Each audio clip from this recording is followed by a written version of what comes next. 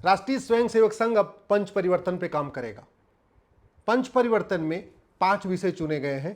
पहला नागरिक कर्तव्य, दूसरा पर्यावरण संरक्षण, तीसरा सामाजिक समरसता, चौथा कुटुंब प्रबोधन और पांचवा स्वदेशी। अगर इन पांचों विषयों को संविधान की दृष्टि से देखा जाए तो भारत के संविधान का भी लक्ष्य यही है। यानी जो लक्ष्य आरएसएस ने लिया है, संघ ने लिया है, जिन 5 विषयों पे संघ अब काम करेगा, वो 5 विषय केवल संघ का कार्य नहीं है, वो सबका कार्य है। वो विधायिका का भी कार्य है, कार्यपालिका का भी कार्य है, न्यायपालिका का भी कार्य है और खबर पालिका का भी कार्य है और समाज का भी कार्य है। यानी हम सब का, जो भारतीय है उस सबका ये उत्तरदायित्व है इन 5 विषयों पे काम करें। मैं आपको उदाहरण के साथ बताता हूं। संघ ने पंच परिवर्तन में जो पहला लिया है वो नागरिक कर्तव्य, कि सभी नागरिकों के अंदर कर्तव्य का बोध हो। आर्टिकल 51A संविधान में लिखा है फंडामेंटल ड्यूटी। लेकिन सरकारों ने गलती क्या किया, आज तक एक भारतीय कर्तव्य संहिता नहीं बनाई। दूसरा, आर्टिकल 51A में क्या क्या कर्तव्य है ये तो लिखा हुआ है, लेकिन कर्तव्य जो अपना पालन नहीं करेगा उसका क्या, उस पर दंड का भय नहीं है। कोई भी कार्य तब सफल होता है जब शिक्षा में संस्कार हो और कानून का खौफ हो। जैसे कुम्हार जब कोई बर्तन बनाता है तो क्या करता है, एक हाथ नीचे रखता है, नीचे वाला हाथ शिक्षा होता है, ऊपर एक हाथ से दबाता रहता है, ये होता है दंड, खौफ, कानून का खौफ। तो अगर हमें नागरिक कर्तव्य बोध जन जन तक पहुंचाना है, सब लोग कर्तव्य परायण बने, अच्छे भारतीय बने, उसका 2 ही तरीका है। एक, भारतीय कर्तव्य संहिता बनाई जाए। प्राइमरी स्कूलों में एक पुस्तक हो, चाहे उसका नाम महान भारत हो, राम राज्य हो, हमारा भारत हो, और उसमें ये जो संघ ने पंच परिवर्तन लिया, इस पे इसमें 5 खंड हो और 5 खंड में सब पे एक चैप्टर हो अपना अलग अलग।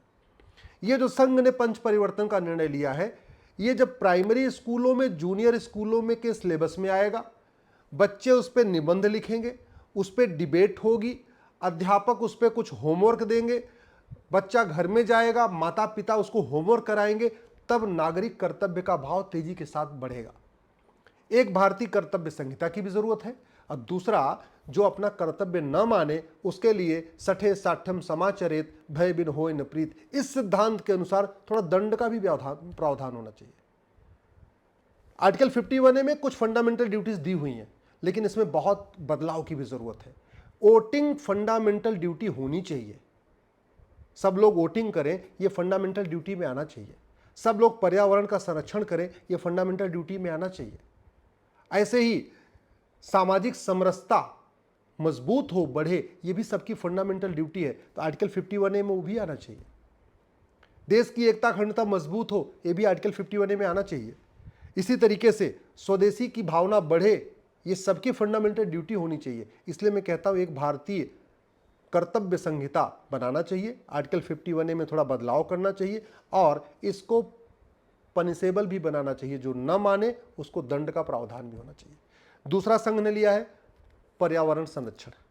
संविधान का आर्टिकल 48A भी पर्यावरण संरक्षण की बात करता है, लेकिन दुख इस बात का है आज तक एक भारतीय पर्यावरण संहिता बनी ही नहीं। एक भारतीय पर्यावरण संहिता बननी चाहिए। Air pollution, water pollution, noise pollution कैसे रुकेगा, उसके लिए पूरा एक नेशनल लेवल पे गाइडलाइन होनी चाहिए। पानी को कैसे बचाया जाए, पहाड़ों को कैसे बचाया जाए, नदियों को कैसे बचाया जाए, उसके लिए बाकायदा उसमें भारतीय जो अपना पर्यावरण संहिता हो उसमें भी उसका प्रावधान होना चाहिए। जो पर्यावरण को गंदा करेगा, एयर पोल्यूशन करेगा, वाटर पोल्यूशन करेगा, नॉइज पोल्यूशन करेगा या पानी को वेस्ट करेगा, उसके लिए कुछ दंड का भी प्रावधान होना चाहिए। और बच्चों के स्कूल में बाकायदा पर्यावरण संरक्षण के ऊपर एक चैप्टर भी होना चाहिए। मैंने कहा ना, ये काम केवल संघ का नहीं है, ये काम संसद का भी है, ये काम सुप्रीम कोर्ट का भी है, ये काम हाई कोर्ट का भी है, ये काम मीडिया का भी है और ये काम हम सब का है। तीसरा जो लिया है सामाजिक समरसता। संघ अब सामाजिक समरसता के ऊपर काम करेगा। मेरा व्यक्तिगत मानना है कि सामाजिक समरसता तभी आएगी जब शिक्षा में संस्कार होगा और कानून का खौफ होगा। सामाजिक समरसता तब आएगी जब सबके लिए समान शिक्षा होगी। सामाजिक समरसता तब आएगी जब सबके लिए एक समान नागरिक संहिता होगी। सामाजिक समरसता तब आएगी जब एक समान चिकित्सा संहिता होगी। सामाजिक समरसता तब आएगी जब पूरे देश की पुलिस नागरिकों की सेवक बन के काम करेगी। अभी तो वो एक तरीके से अलग तरीके से काम करती है, उसके लिए एक भारतीय पुलिस संहिता होगी। सामाजिक समरसता तब आएगी जब एक समान दंड संहिता होगी, समान पुलिस संहिता होगी, समान शिक्षा संहिता होगी, समान नागरिक संहिता होगी, समान चिकित्सा संहिता होगी, समान न्याय संहिता होगी। सामाजिक समरसता तब आएगी जब कोई भी व्यक्ति अन्याय करने के पहले 100 बार सोचेगा, और वो तभी हो सकता है जब शिक्षा में संस्कार हो, कानून का खौफ हो। अभी तो भाई भाई में समरसता नहीं हो रही है। एक भाई जो मजबूत होता है छोटे वाले भाई की जमीन पर कब्जा कर लेता है, अपने पड़ोसी के लोग जमीन पर कब्जा कर लेते, अपने मकान मालिक के घर पे कब्जा कर लेते, दूसरों के सोने चांदी को लूट लेते हैं। सामाजिक समरसता तब आएगी जब भ्रष्टाचार कम होगा, अपराध कम होगा, और भ्रष्टाचार अपराध तभी कम होगा जब शिक्षा में संस्कार हो, कानून का खौफ हो। हत्या हो रही है, बलात्कार हो रहा है, अपहरण हो रहा है, सामाजिक समरसता कैसे आएगी?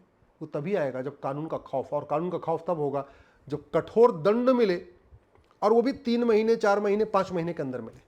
मुकदमा अगर 50 साल चलेगा, 40 साल चलेगा, कभी सामाजिक समरसता नहीं आएगी। सामाजिक समरसता तभी आएगी शिक्षा में संस्कार, कानून का खौफ।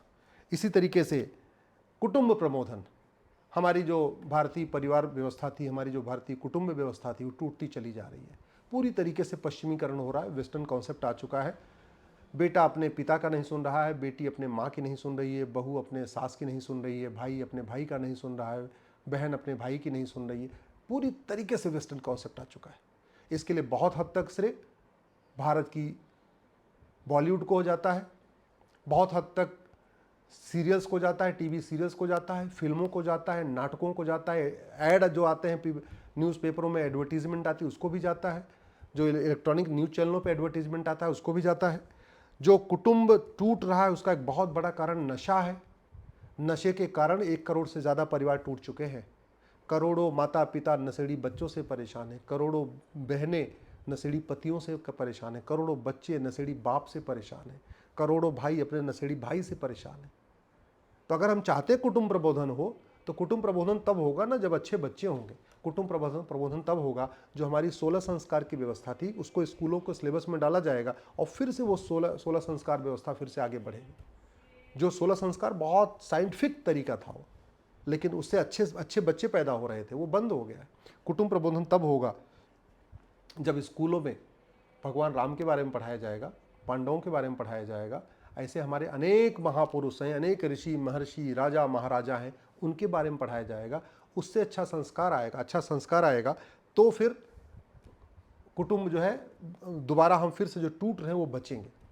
अगर इसलिए हमें कुटुंब प्रबोधन करना है तो सरकार को एक भारतीय कुटुंब संहिता बनानी चाहिए, एक भारतीय संस्कार संहिता बनानी चाहिए, एक भारतीय संस्कृति संहिता बनानी चाहिए। और 5वां जो संघ ने लिया है अपने पंच परिवर्तन में, वो लिया है स्वदेशी।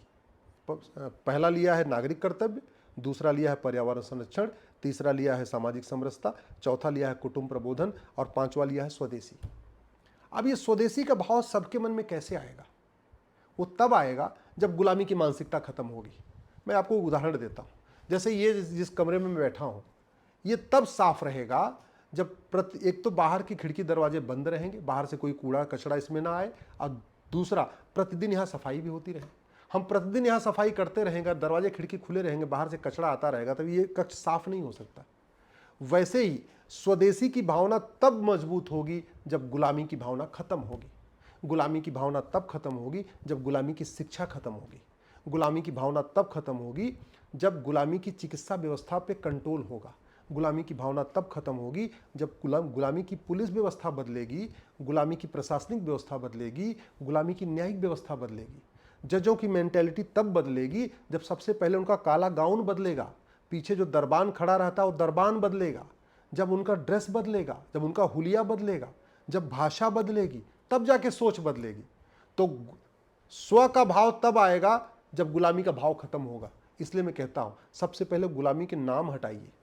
ये जो देश की राजधानी में बाबर, हुमायूं, तुगलक, गजनी, गोरी के नाम पे, लोधी के नाम पे पार्क बने हुए हैं, सड़कें बन रहे हैं, मोहल्ले बन रहे हैं, गलियां बन रही, इनको तो बदलिए। और एक एक क्यों बदलना? एक भारतीय नामकरण संहिता बताइए, एक साथ पूरे देश के जितने गुलामी के नाम है बदल दीजिए। एक भारतीय शिक्षा संहिता बनाइए, पूरे देश में समान शिक्षा लागू कर दीजिए 10वीं तक। आप एक भारतीय चिकित्सा संहिता बनाइए और जो विदेशी चिकित्सा व्यवस्था है उसके पैरेलल में भारत की चिकित्सा को खड़ा कर दीजिए। एक भारतीय नागरिक व्यवस्था संहिता बनाइए, जितने भी गुलामी के कुरीतियां हैं, गुलामी की कुप्रथाएं, सबको खत्म करिए। भारतीय संस्कार के हिसाब से एक भारतीय नागरिक संहिता बना दीजिए। अगर आपको स्व का भाव को जगाना है तो जो गुलामी के भाव वाले हैं इनका इलाज करना पड़ेगा। सामाजिक समरसता के लिए भी जरूरी है कि जो समाज के तोड़ने वाले हो इनका इलाज हो, तो उसके लिए क्या करना पड़ेगा? भारतीय नागरिक संहिता बनानी पड़ेगी, नागरिकता संहिता बनानी पड़ेगी। जो आदमी भारत को न माने, भारत की संस्कृति को न माने, भारत की परंपरा को न माने, भारत के संविधान को न माने, वंदे मातरम को न माने, उसकी नागरिकता खत्म कर दीजिए। नहीं चाहिए ऐसे आदमी। ऐसे हमें कूड़े कचड़े खरपतवार नहीं चाहिए। उनको दंड दीजिए, उनकी नागरिकता खत्म करिए, तब कानून का खौफ पैदा होगा।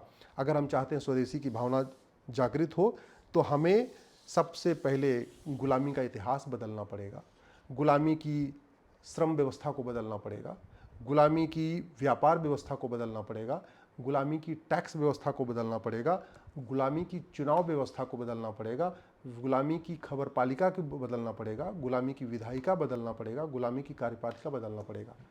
तो जो संघ ने लिया है ना पंच परिवर्तन, इस सबकी ड्यूटी है, लेकिन सबसे ज़्यादा इसमें सरकार की ड्यूटी है, क्योंकि सांसदों, विधायकों को, जजों को वेतन भत्ता, गाड़ी बंगला संविधान की शपथ लेने के लिए मिलता है, और उनका लक्ष्य ही ये पंच परिवर्तन, जो संघ ने पंच परिवर्तन तय किया है वो संविधान का भी लक्ष्य है। और चूंकि वो संविधान का लक्ष्य है तो ये सांसदों का भी लक्ष्य होना चाहिए, विधायकों का भी लक्ष्य होना चाहिए, सरकार का भी लक्ष्य होना चाहिए, सुप्रीम कोर्ट का भी लक्ष्य होना चाहिए, हाई कोर्ट का भी लक्ष्य होना चाहिए। इसलिए मैं आप लोगों से निवेदन कर रहा हूँ, इस वीडियो को अधिक से अधिक शेयर करिए, अपने सोशल मीडिया पर शेयर करिए, ज़्यादा से ज़्यादा लोगों तक पहुँचाइए। और एक बात याद रखिएगा, अपने नाम के 5000 लोगों को अपना फेसबुक फ्रेंड बनाइए, प्रत्येक सप्ताह सामूहिक मिलन करिए, महीने में एक बार अपने सांसद विधायक से मिलिए और नियम कानूनों को बदलने की मांग करिए।